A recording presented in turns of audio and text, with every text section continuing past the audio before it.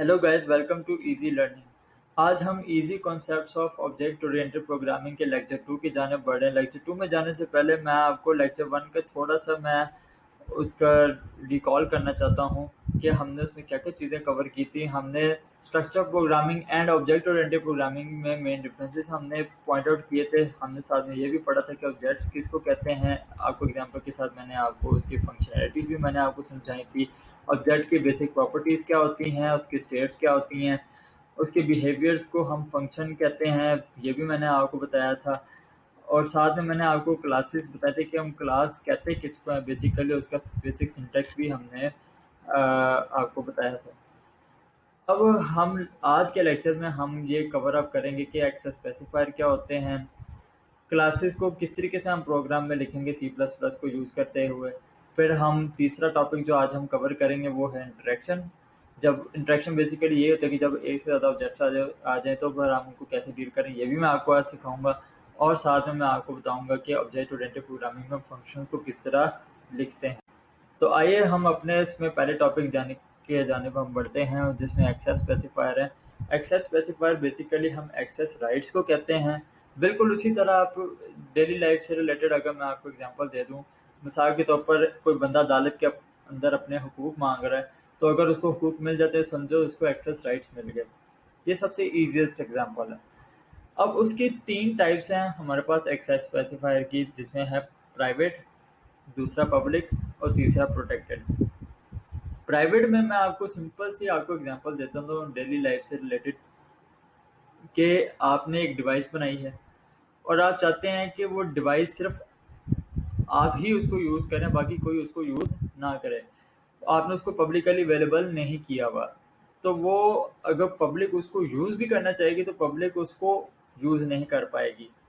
Public को एक error message मिलेगा, वो कहेंगे कि भाई ये डिवाइस पब्लिकली अवेलेबल नहीं है, आप इसको यूज़ नहीं कर सकते।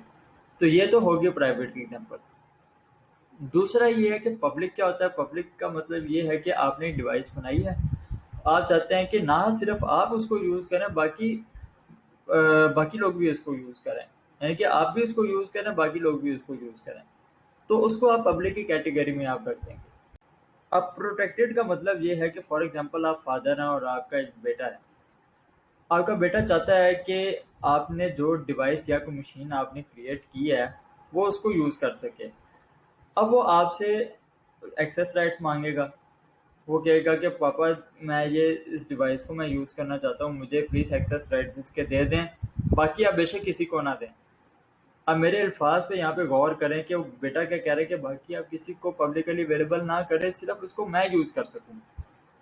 तो उससे होगा क्या, अब उसके फादर क्या करेंगे, उसको प्रोटेक्टेड की कैटेगरी में रखेंगे। अब आगे बाप जो है वो अपनी डिवाइस की एक्सेस सिर्फ बेटे को दे रहा है कि बेटा उसको यूज़ कर सके, बाकी कोई उसको यूज़ ना कर सके। अब नीचे इसके सिंटैक्सेस डिफाइंड है। हम प्राइवेट को इसी तरह लिखते हैं, प्राइवेट का कीवर्ड लिख के और आगे हम कॉलन लगा देते हैं। इसी तरह पब्लिक का जो कीवर्ड लिखते हैं और उसी के आगे फिर हम कॉलन लगा देते हैं, ये पब्लिक का सिंटैक्स हो गया। और इसी तरह प्रोटेक्टेड का सिंटैक्स भी हमने आपको नीचे डिफाइन कर दिया कि प्रोटेक्टेड किस तरीके से लिखा जाता है। प्रोटेक्टेड का वर्ड लिख के और आगे आप कॉलन लगा दें। तो ये बेसिक सिंटैक्सेस हैं उसके, प्राइवेट के, पब्लिक के एंड प्रोटेक्टेड के। अब हम अपने नेक्स्ट टॉपिक की जानिब हम बढ़ते हैं, जो कि है writing a program containing classes using C plus plus.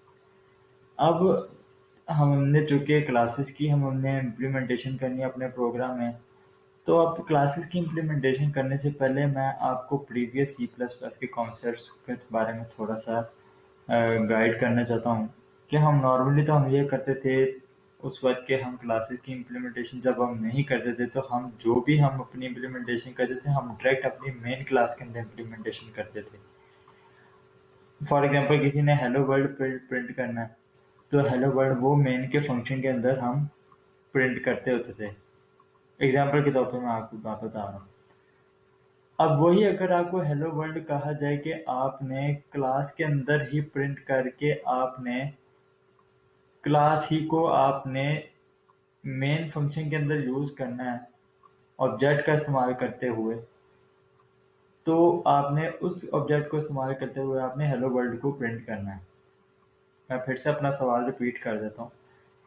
Normally हम ये करते थे कि जब हम अपनी क्लास की इम्प्लीमेंटेशन नहीं करते थे, तो अगर कोई कहता था कि आपको के मेन फंक्शन के अंदर हेलो वर्ल्ड को प्रिंट करते, तो हम सीधा सीधा क्या करते थे, इंट मेन के अंदर हम सी आउट की स्टेटमेंट लिख देते हेलो वर्ल्ड के नाम से और रिटर्न जीरो करके अपने प्रोग्राम को एंड कर देते थे। अब आपको ये कहा जाए कि आपने क्लास के अंदर हेलो वर्ल्ड को प्रिंट करना, वहां पे प्रिंट करने के बाद आपने मेन फंक्शन के अंदर एक ऑब्जेक्ट बनाना है। उस ऑब्जेक्ट को बनाते हुए आपने क्लास के अंदर जो फंक्शन है उसको यूज करते हुए हेलो वर्ल्ड को प्रिंट करना है। तो उसका तरीकेकार ये है कि आपने मेन फंक्शन से पहले आपने क्लास लिख दिया, जैसा मैंने आपको लाइन नंबर 5 पे यहाँ पे आपको दिखाया हुआ है। अब उससे ऊपर की जो दो लाइनें, लाइन नंबर 1 और लाइन नंबर 3 है, ये तो डिफ़ॉल्ट हम यूज़ करते ही हैं हमेशा से। चाहे हम क्लास की इम्प्लीमेंटेशन करें या ना करें, हम हैश इंक्लूड आईओस्ट्रीम और यूजिंग नेमस्पेस एसटीडी हम यूज़ करते ही करते हैं। अब इनके यूज़ करने का बेसिक मकसद क्या है?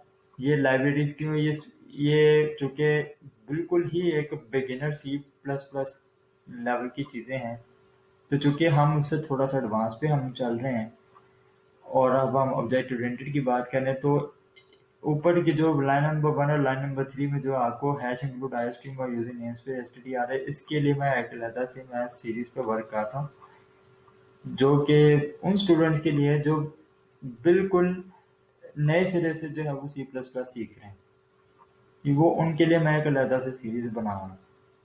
लेकिन हम चूंकि उससे थोड़ा सा एडवांस लेवल पे हैं, तो हमें इन चीज़ों की तरफ गो थ्रू होने की ज़रूरत नहीं है। तो हम डायरेक्टली अब अपनी क्लास के बारे में बात करते हैं। क्लास का लिखने का तरीका ये कि जैसा लाइन नंबर 5 में आपने देखा कि मैंने क्लास का मैंने वर्ड लिखा, उसके आगे मैंने क्लास का नाम लिख दिया। मैंने क्लास का नाम यहाँ पे ए रखा लाइन नंबर 5 में, यानी क्लास ए लिख दिया। आप यहाँ पे क्लास का नाम कोई भी रख सकते हैं depending on the project. For example अगर आप अपने लाइब्रेरी मैनेजमेंट सिस्टम का प्रोग्राम बना रहे हैं, तो आप उस हिसाब से अपने क्लास का नाम आप लिखेंगे। फॉर एग्जांपल क्लास लाइब्रेरी के नाम से आपने क्लास रख दी, तो इस तरह आप कोई भी नाम रख सकते हैं। अब मैंने क्या किया कि क्लास ए लिखने के बाद लाइन नंबर 6 में मैंने ब्रेसेस लगाई। लाइन नंबर 6 में ब्रेसेस लगाने के बाद मैं लाइन नंबर 7 में मैंने पब्लिक लिख दिया। अब आपके जहन में आ रहा होगा सवाल कि मैंने ना प्राइवेट का यूज़ किया यहाँ पे, ना पे मैंने प्रोटेक्टेड का यूज़ किया, मैं डायरेक्टली पब्लिक में चला गया। वो मैं इसलिए गया हूँ क्योंकि स्टूडेंट्स को पब्लिक से थोड़ा सा डील करना ज़्यादा आसान है, पब्लिक के बारे में उनको बताना ज़्यादा आसान है। तो चूंकि आसान से मैं कम्प्लेक्सिटी की तरफ लेके जाना चाह रहा हूँ, तो इसीलिए मैंने सबसे पहले डायरेक्ट पब्लिक ही से मैंने स्टार्ट किया। तो मैंने पब्लिक का कीवर्ड लिखा और आगे कॉलन लगा दिया। ये होता है पब्लिक के डिक्लेरेशन का तरीका। अब पब्लिक डिक्लेयर करने के बाद मैं लाइन नंबर 8 में मैंने अपना फंक्शन का नाम लिखा void ab।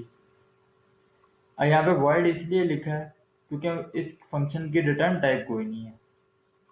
अगर इसकी रिटर्न टाइप इंट होती, तो मुझे सी आउट के नीचे मुझे रिटर्न की स्टेटमेंट भी मुझे लिखनी पड़नी थी। चूंकि मेरी कोई इसकी रिटर्न टाइप नहीं है, रिटर्न टाइप भी कुछ नहीं है, तो फिर मुझे इंट ए बी लिखने की जरूरत नहीं थी। मैंने सीधा सीधा वर्ड ए बी लिखा और उसके अंदर मैंने हेलो वर्ल्ड को प्रिंट कर दिया। अब यहाँ पे मेरा लाइन नंबर 11 में मेरा फंक्शन एंड हो रहा है और लाइन नंबर 12 में मेरी क्लास एंड हो रही है। और क्लास का एंड करने का तरीका ये कि आपने आपने जो है ना जो कर्ली ब्रेसेस है, आपने एंड वाली कर्ली ब्रेसेस को लगा के उसके आगे सेमी कॉलन लगा दी। जब आप सेमी कॉलन लगाते हैं, इसका मतलब यहाँ तक आपकी क्लास आपने डिफाइन कर दी, यहाँ पे क्लास का काम खत्म। अब लाइन नंबर 14 में मैंने क्या किया कि एक मेन का फंक्शन लिखा इंट मेन के नाम से, और मैंने क्या किया कि ए लिखा और आगे एबीसी लिखा। हाँ, नॉर्मली तो हम ये कहते थे कि जब हम क्लासेस को यूज नहीं करते थे, ऑब्जेक्ट ओरिएंटेड को यूज नहीं करते थे, तो हम अपने इधर कोई ना कोई डाटा टाइप हम लिखते थे। फॉर एग्जांपल इंट लिख दिया, हम varchar लिख दिया, स्ट्रिंग लिख दी, फिर हम डबल लिख दिया एंड सो ऑन। लेकिन यहाँ पे मैंने ए इसलिए, अब ए हमारी यहाँ पे रिटर्न टाइप बन जाएगी, ए यहाँ पे हमारी डाटा टाइप सॉरी बन जाएगी। जो मैंने क्लास का नाम लिखा ऊपर लाइन नंबर 5, मैंने फॉर एग्जांपल क्लास का नाम यहाँ पे ए लिखा है, तो मुझे इंट में ए ही से मुझे स्टार्ट करना पड़ेगा। अब जो क्लास का नाम मैंने, अगर फॉर एग्जांपल अगर एक्स होता, मुझे यहाँ पे लाइन नंबर 16 में मुझे यहाँ पे एक्स लिखना पड़ना था। यानी कि जो क्लास का नाम होगा वही आपकी डाटा टाइप यहाँ पे बन जाएगी। अब डाटा टाइप जो कि हमारे यहाँ पे ए बन गई, तो आगे उसी क्लास का मैंने ऑब्जेक्ट बना दिया एबीसी के नाम से, जैसा लाइन नंबर 16 में आपको शो हो रहा है, और उसके आगे मैंने सेमीकोलन लगा दिए। यहाँ तक मेरा ऑब्जेक्ट की डिक्लेरेशन का काम हो गया। अब मैंने इसी ऑब्जेक्ट को यूज करते हुए जो क्लास ए के अंदर वर्ड एबी का फंक्शन था वो मैंने उसको यूज करना है। तो उसको यूज करने का तरीका कार क्या है? उसको यूज करने का तरीका ये है कि आपने ऑब्जेक्ट का नाम लिखा, जैसा लाइन नंबर 17 में आपको शो हो रहा है। आपने ऑब्जेक्ट का नाम लिखा, साथ में डॉट का ऑपरेटर लगाया, और साथ में आपने फंक्शन का नाम जो आपने उस क्लास के अंदर रखा था वो आपने फंक्शन का नाम इधर लिख दिया, और आगे सेमीकोलन लगा दी। तो इस ऑब्जेक्ट की मदद से आप ऊपर वाली क्लास के अंदर जो फंक्शन था उसको आप यूटिलाइज कर रहे हैं। और उसके बाद लाइन नंबर 19 में रिटर्न 0 लिखकर आपने लाइन नंबर 20 पे ब्रेसेस को एंड करके आपने अपने प्रोग्राम को क्लोज कर दिया। जब आप इसको एग्जीक्यूट करेंगे तो ये एपी का फंक्शन चलाते हुए हेलो वर्ल्ड को शो कर देगा। तो ये था हमारा बेसिक इसको क्लास को डिक्लेयर करने का तरीका। अब हम अपने अब हम अपने जो है वो नेक्स्ट टॉपिक की जानब हम बढ़ते हैं। नेक्स्ट टॉपिक हमारा ये है कि हम प्राइवेट को हम किस तरीके से यूज़ करेंगे और प्रोटेक्टेड को हम किस तरीके से यूज़ करेंगे। तो चलिए फ्रेंड्स, हम अब इसके जो है मैं आपको ऑनलाइन भी मैं आपको इसका एग्जीक्यूशन ना मैं आपको करने सिखा देता हूँ। अब मिसाल के तौर पर मैं इसको रन करता हूँ ना, तो ये आपके सामने ये प्रोग्राम कंपाइल हो रहा है। ये मैं ऑनलाइन कंपाइलर यूज़ कर रहा हूँ। आपके सामने देखिए, ये मुझे हेलो वर्ल्ड यहाँ पे शो हो गया। अब मुझे यहाँ पे अगर मैंने फॉर एग्जांपल 1 प्रिंट कराना है, तो 1 प्रिंट कराने का भी बहुत आसान तरीका है।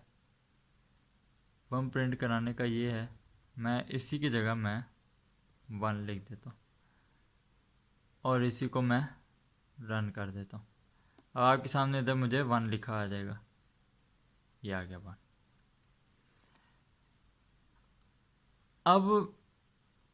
अब मेरे पास अगर मैंने एक और प्रोग्राम बनाना है, मैंने साथ में 2 भी मैंने शो कराना है, लेकिन वो दूसरे फंक्शन में, तो मैं क्या करूँगा, मैं यही वर्ड लिखूँगा।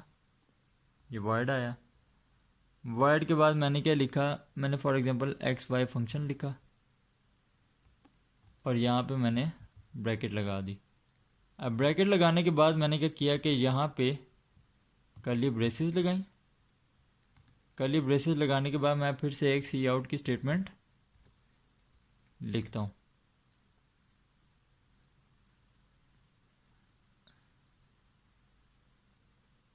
यहाँ पे सी आउट की स्टेटमेंट में मैंने फॉर एग्जांपल 2 मैंने प्रिंट किया।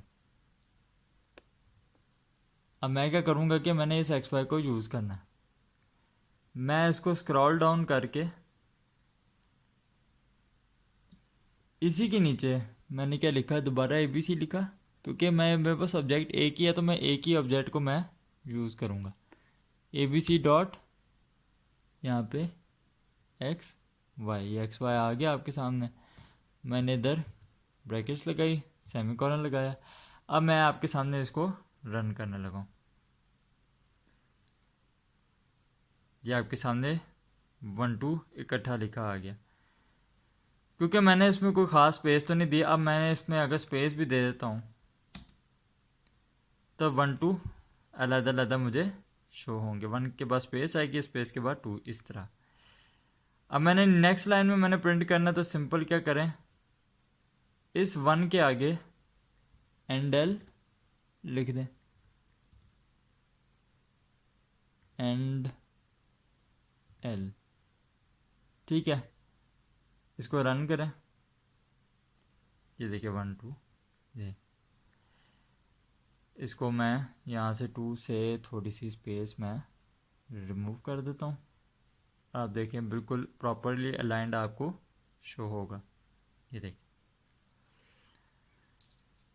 ये तो है पब्लिक के थ्रू इम्प्लीमेंटेशन करने। तो चलिए फ्रेंड्स, हम आपको प्राइवेट के थ्रू भी हम आपको प्रोग्राम क्रिएट करना सिखाते हैं। तो सबसे पहले मैं ये करूँगा हैश इंक्लूड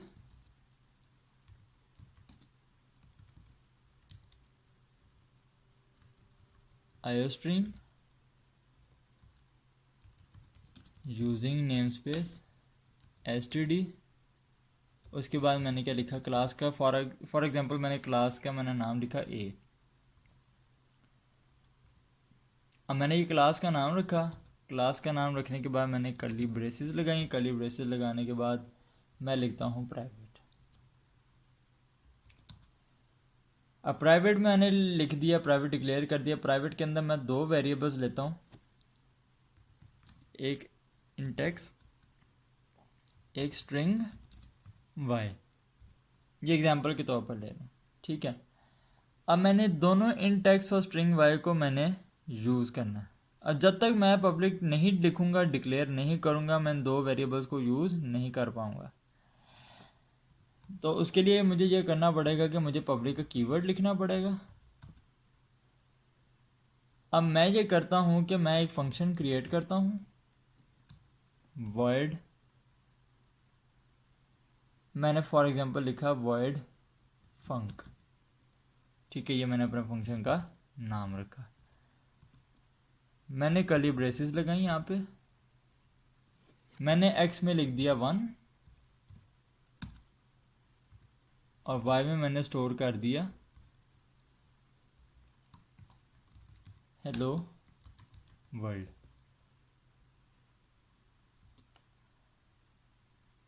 ठीक है, अब मैंने x में लिख दिया 1 और y में लिख दिया हेलो वर्ल्ड। अब जो x के अंदर 1 है मैं उसको प्रिंट कराना चाहता हूँ। तो उसको प्रिंट करने का तरीका ये है कि मैंने इसी के अंदर सी आउट लिखा और आगे x लिख दिया। और मैं चाहता हूँ कि नेक्स्ट लाइन में हेलो वर्ल्ड लिखा है। तो मैं क्या करूँगा, इस x के आगे एंडर लिखता हूँ और फिर एक और सी आउट की स्टेटमेंट न्यू लाइन में लिख के यहाँ पे मैं y लिख देता हूँ। एंडर लिखा, यहाँ पे मैंने सेमीकोलन लगाया और अपनी क्लास को एंड किया। अब मैं एक मेन का फंक्शन लिखता हूँ।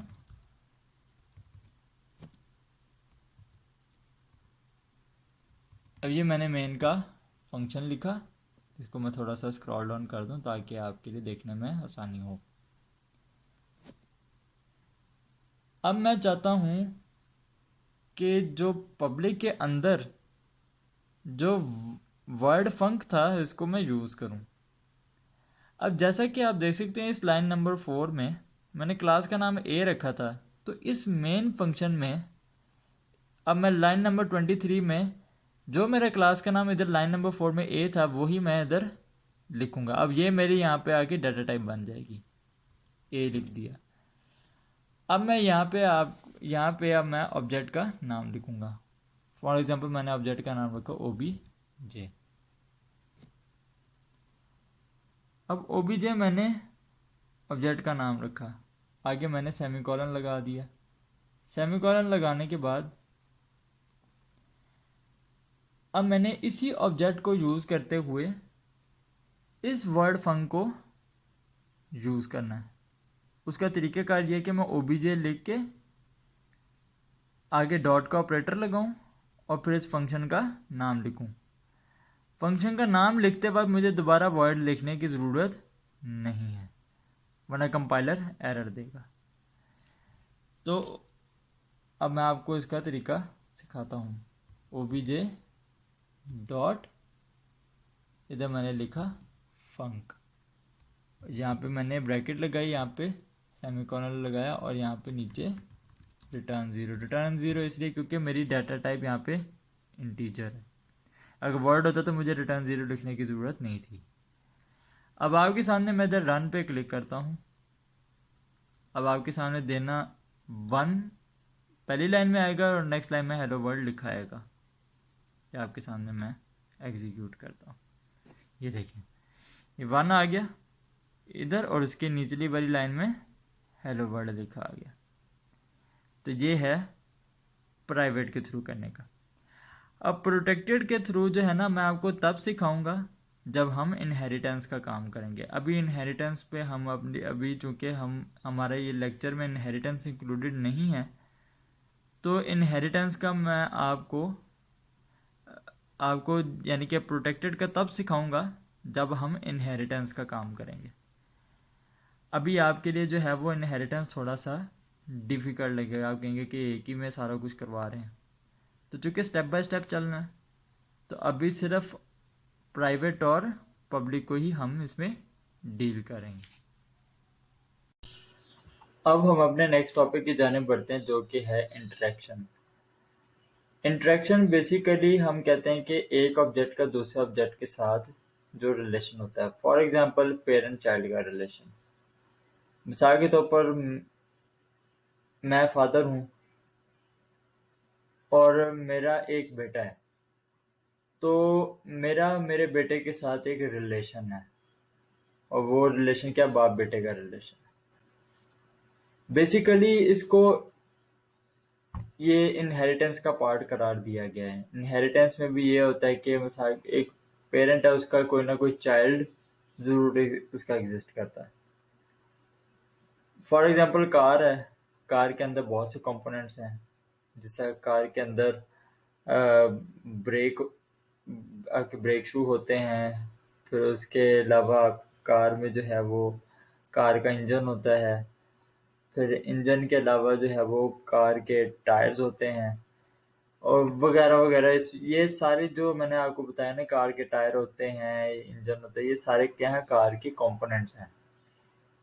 तो क्लास बनेगी कार के नाम से, तो उसके कंपोनेंट्स में बाकी जो सब क्लासेस होंगी वो होंगी क्लास इंजन, फिर class tyre and so on.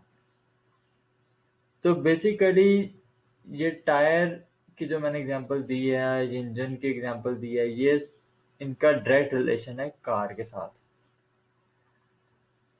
तो ऑब्जेक्ट का दूसरे ऑब्जेक्ट के साथ जो रिलेशन होता है उसको हम बेसिकली इंटरेक्शन कहते हैं।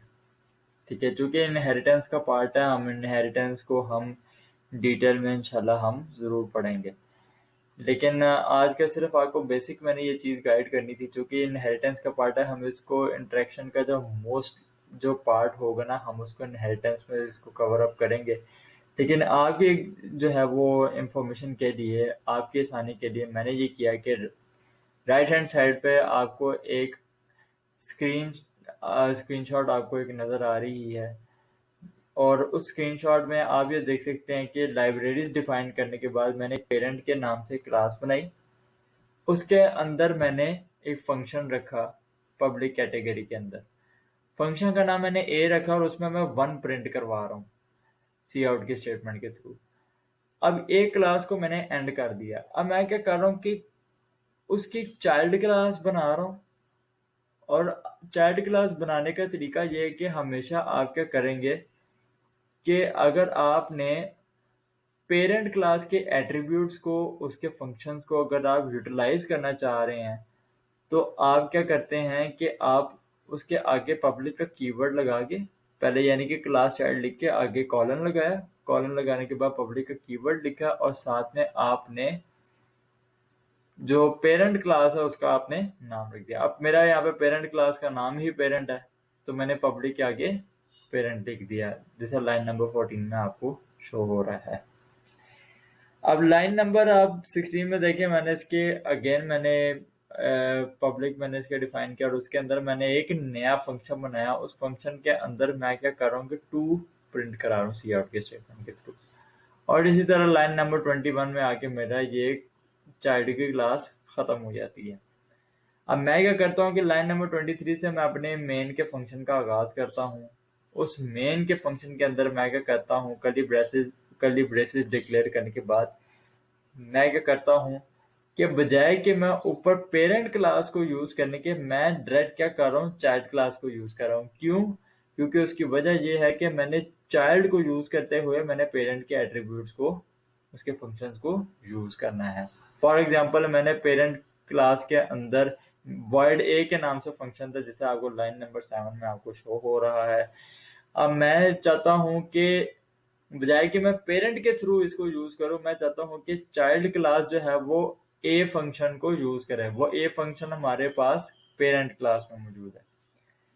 तो मैं क्या करूंगा कि लाइन नंबर 25 में जिस तरह मैंने लिखा कि चाइल्ड लिखा, यानी कि जो उसकी चाइल्ड क्लास का नाम है, मैंने उसका मैंने नाम ही चाइल्ड रखा है, ठीक है, चाइल्ड रखा मैंने, और फिर उसका ऑब्जेक्ट मैंने डिफाइन कर दिया ओबीजे के नाम से। अब चाइल्ड क्लास का मैंने क्या बना लिया, ऑब्जेक्ट बना लिया। अब इसी ऑब्जेक्ट को यूज करते हुए मैं पेरेंट क्लास के फंक्शन को भी यूज कर सकता हूँ, और जो चाइल्ड क्लास के अंदर जो फंक्शन मौजूद है मैं उसको भी यूज कर सकता हूँ। यानी कि हमारा जो सबसे जो टॉप पे क्लास है ना, वो समझे कि वो हेड है सबके, और उससे जो निचली जो क्लास है वो आगे सब हेड है उसके। ये आपकी आसानी के लिए मैंने बताया। अब मैं सब हेड को यूज करते हुए मैं हेड के अंदर जो भी चीजें मौजूद है मैं उसको यूज करना चाह रहा हूँ। तो मैं क्या कर रहा हूँ कि मैंने ओबीजे लिखा और डॉट ए लिखा, ए का फंक्शन यूज कर लिया। इसी तरह मैंने ओबीजे डॉट बी लिखा, जो कि चाइल्ड क्लास के अंदर एक फंक्शन मौजूद है, ठीक है। उसके बाद मैंने क्या लिख किया कि यहाँ पे रिटर्न 0 लिख दिया, और यहाँ पे मैंने अपना प्रोग्राम एंड कर दिया। तो ये है बेसिकली जो है वो इंटरेक्शन का बेसिकली एक तरीका है। इसको हम मेन जो है अपने इनहेरिटेंस में इंशाल्लाह हम अपने आने वाले लेक्चर में हम इसको कवर अप करेंगे।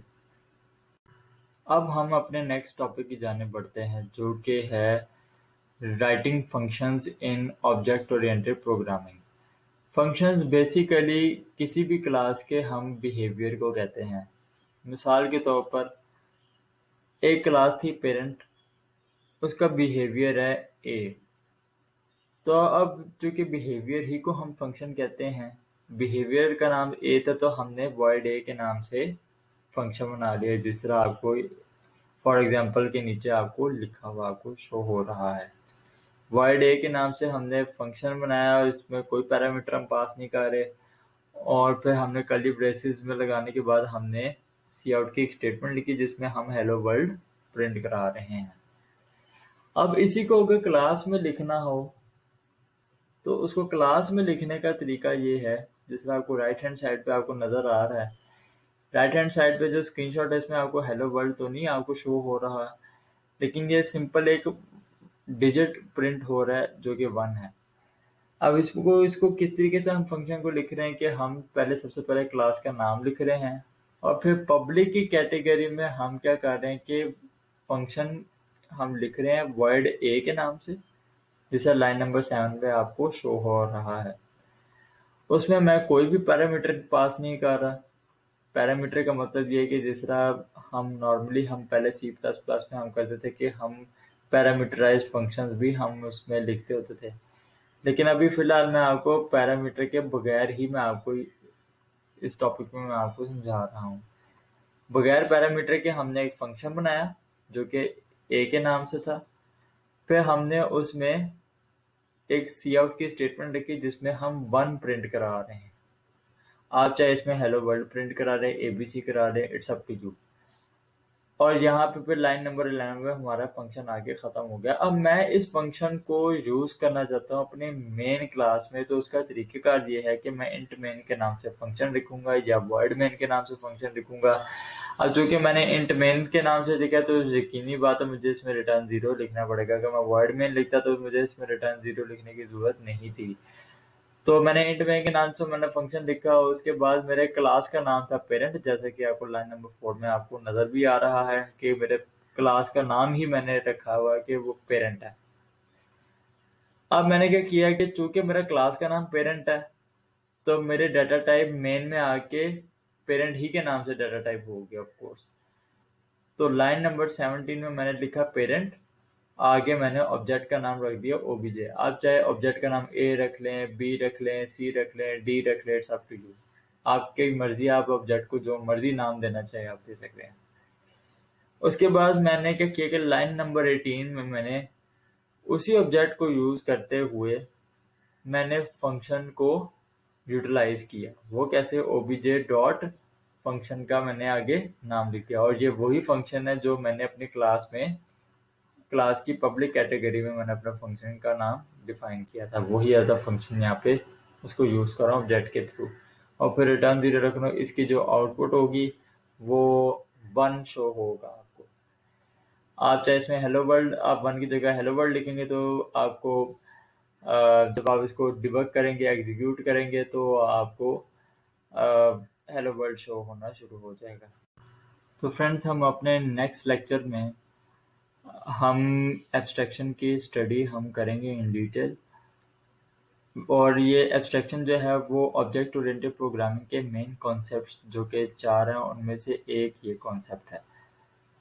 उसके अलावा जो बाकी जो 3 कॉन्सेप्ट्स हैं वो फिर मैं आपको जो है वो बाकी लेक्चर्स में मैं आपको समझाता रहूँगा। लेकिन उसमें से हम अपने जो अपकमिंग जो लेक्चर है उसमें हम एब्स्ट्रैक्शन को इन डेप्थ हम उसको कवर अप करेंगे। इसकी ज़रूरत क्यों पड़ती है और इसकी डिमांड क्या है, और क्या हम इसका एब्स्ट्रैक्शन का कोई फ़ायदा भी है या नहीं, ये हम सारा इंशाल्लाह आपको नेक्स्ट लेक्चर में गाइड करेंगे। वैसे ऑब्जेक्ट ओरिएंटेड प्रोग्रामिंग के चूंकि 4 कॉन्सेप्ट है जिनमें एब्स्ट्रैक्शन, एनकैप्सुलेशन है, पॉलीमॉर्फिज्म और इनहेरिटेंस है। तो आपको मैंने जो है वो इनहेरिटेंस का हल्का सा टच तो दिया था, लेकिन जो है वो जो मेन जो इनहेरिटेंस का टॉपिक होगा वो हम अपने आने वाले लेक्चर्स में हम उसको कवर अप करेंगे। लेकिन अब अपने नेक्स्ट लेक्चर जो होगा उसमें हम एब्स्ट्रैक्शन को डिटेल में कवर अप करेंगे। तो आज के लिए फ्रेंड्स इतना ही। उम्मीद करता हूँ कि आपको मेरी वीडियो बहुत पसंद आई होगी। अगर अगर आपको पसंद आई तो दोस्तों से भी आप ज़रूर इसको शेयर करें और चैनल को सब्सक्राइब ज़रूर कीजिएगा। और आज के लिए इतना ही, मुझे दीजिए इजाज़त। अल्लाह ताला आप सबको खुश रखे। अल्लाह हाफिज़।